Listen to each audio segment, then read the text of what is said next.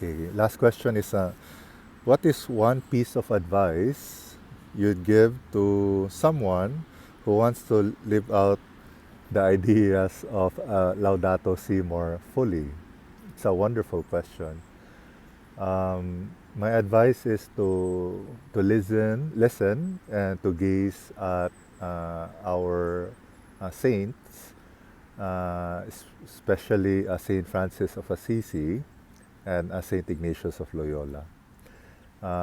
As I gaze at these two saints of our Catholic Church, we are able to learn a lot about their life and how they became very prophetic, no, in their mission. No?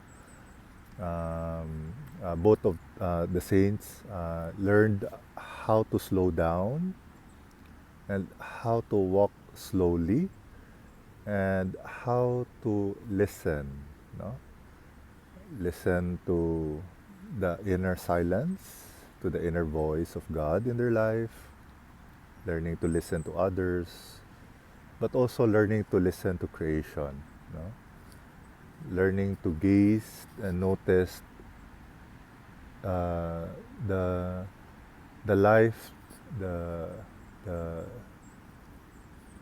the presence, no, of creation all around us. So by slowing down, by learning to pray in creation, with creation, learning to gaze, no, to listen to the birds, to listen to the animals, to listen to the trees, no, we are learning to listen to God. So when we become more contemplative as we slow down, when we ponder more the life of Jesus, when we ask Jesus more for guidance on his own relationship with God and God's creation, we are led to action. We are led to imitate Jesus. We are led to imitate Saint Francis and Saint Ignatius, no, in walking more intentionally, um, in becoming more reverence, no, to those that sustains our life. No? Um,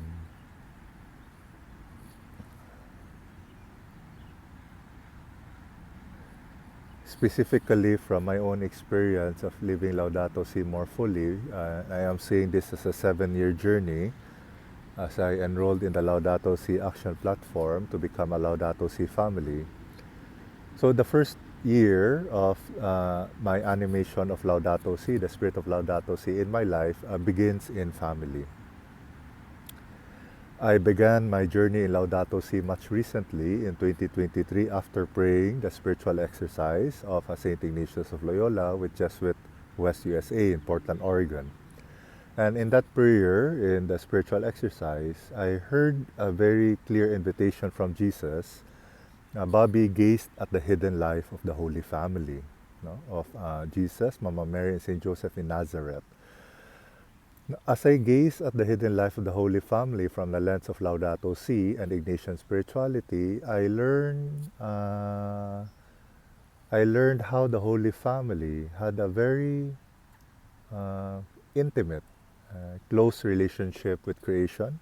The Holy Family spent a lot of time outdoors, immersing, no, in God's love, in God's presence, in creation, every day. No.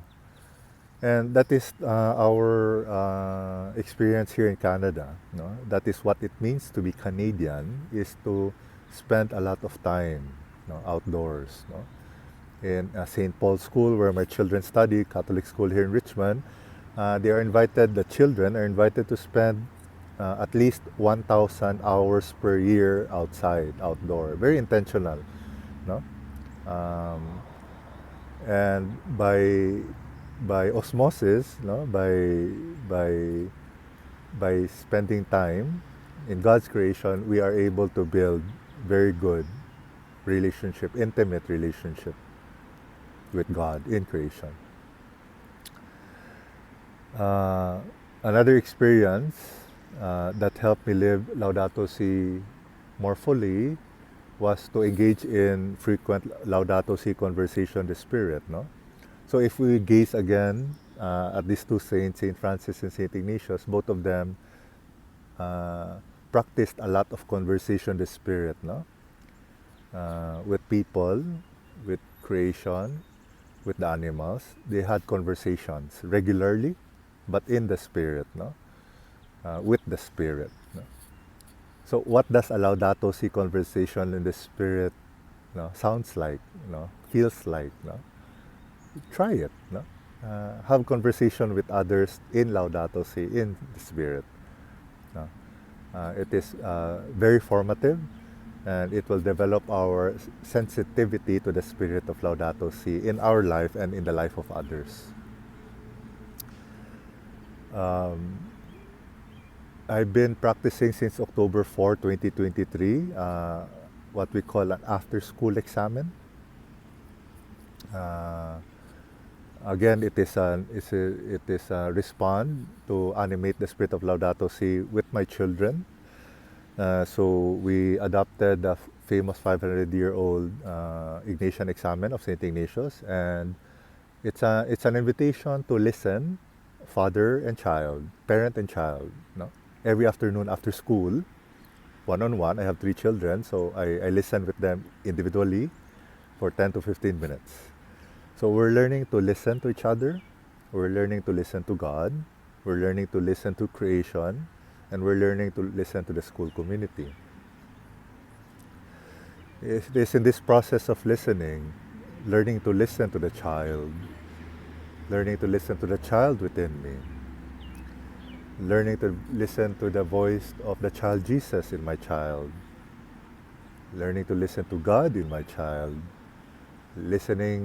learning to listen to my child's sensitivity and awareness of creation in school, and learning to listen to my experience of my child in school has been transformative, has been filled with conversion, and has been filled with wonder and awe.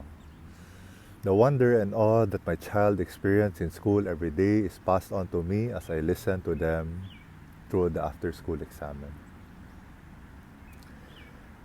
It helps me to listen and to be mindful of the voice of the child in the family, and to listen and to allow the child to lead our family uh, towards a deeper relationship with Laudato Si, a deeper relationship with God's creation, being led by the child Jesus.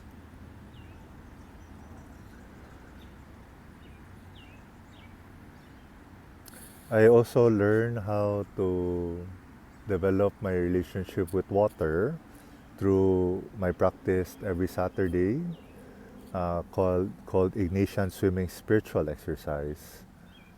So the Ignatian Swimming Spiritual Exercise started even before my journey with Laudato Si. It started in 2022, when I was going through therapy in Richmond Hospital for anxiety and depression.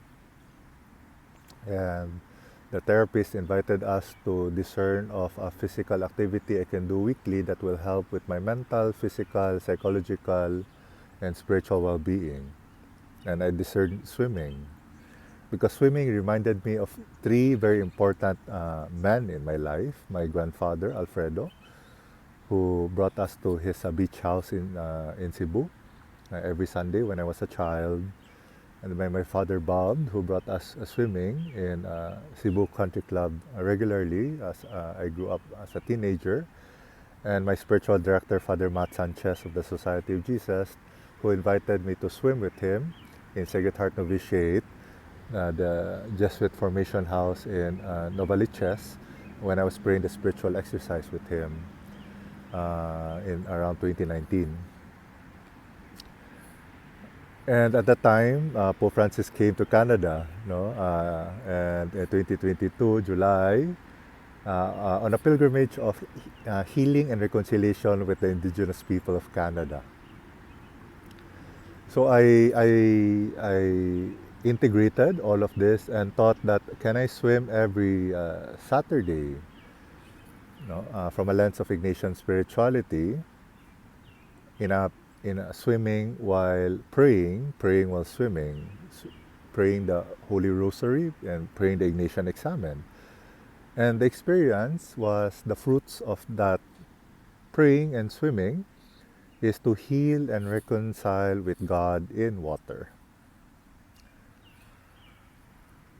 Praying while swimming, swimming while praying led me to healing and reconciliation with God in water.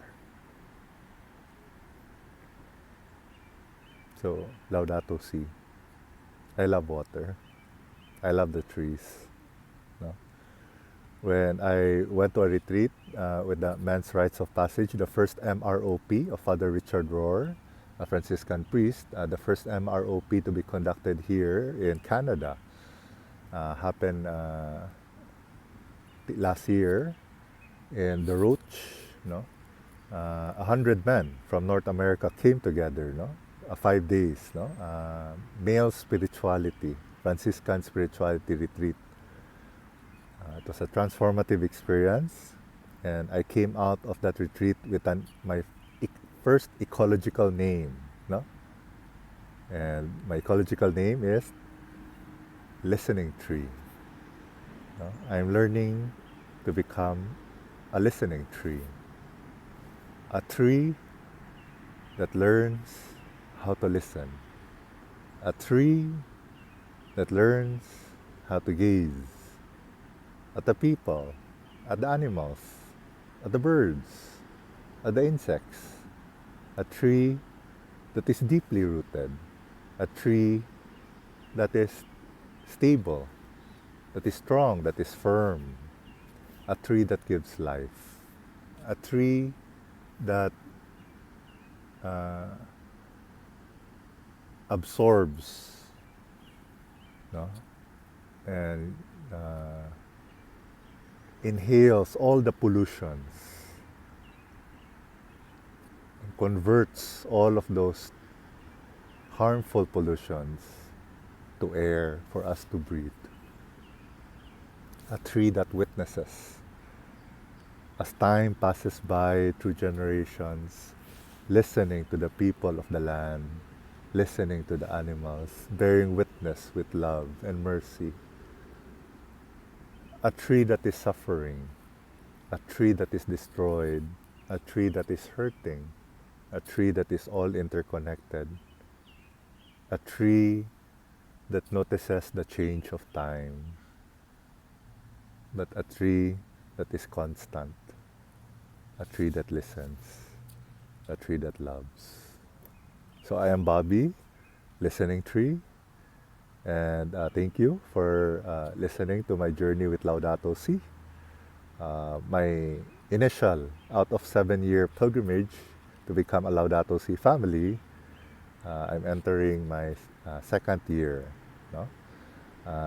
So thanks be to God, to Pope Francis, to the Laudato Si movement, to Thomas Insua, who I had met in Assisi, Italy, the co-founder of Laudato Si movement, to Anna Johnson, our programs coordinator here in North America, to Luke Henkel, our programs coordinator before, and also now to Alisa Wright. And to all our fellow members of our eco-conversion team, LSM&A, to my community in a Christian Life community in Canada and in the Philippines, and to the Jesuits of the Philippines in Canada, who has accompanied me, who has accompanied us towards a hope-filled world. So Laudato Si, happy 10th anniversary. God bless all of us.